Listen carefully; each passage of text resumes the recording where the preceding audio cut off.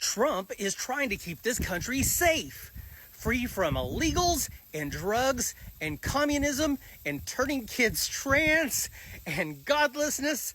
God bless Trump, prayer hands. My dude, it looks like somebody fixed you the biggest plate of propaganda and you just said, ah. Don't you guys ever find it weird that Trump didn't fix any of this shit when he was in office the first time? In fact, when Trump was in office, they called it a crisis at the border, and he didn't stop people from getting into the country. Instead, he tried to deter people from coming into the country by using very cruel tactics, like taking kids away from their families. Then he wanted to get the word out to all the other people that might be trying to come across, we're going to take your kids away too. But the thing about desperate people is they're desperate. They're going to try and get across and hope for the best no matter what. And Trump did not stop or even really slow down people coming across the border. Not even with his big, beautiful wall. In fact, since it's been built, the wall keeps falling over in places. This was after they tried out 8 different designs for this border wall.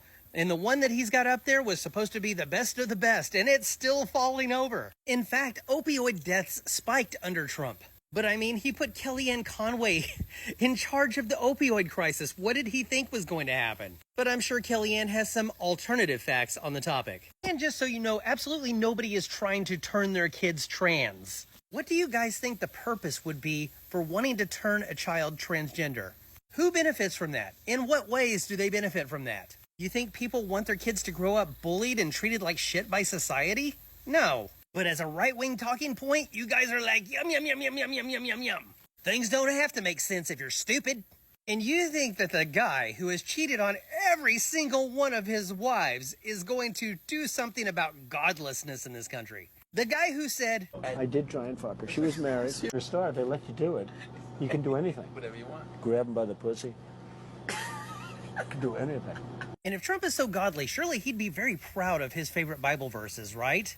I'm wondering what 1 or 2 of your most favorite Bible verses are and why. I wouldn't want to get into it because to me that's very personal. You know, when I talk about the Bible, it's very personal, so I don't want to get into verses. I don't want to get into... There's no verse that means a lot to you that you think about or cite? The Bible means a lot to me, but I don't want to get into specifics.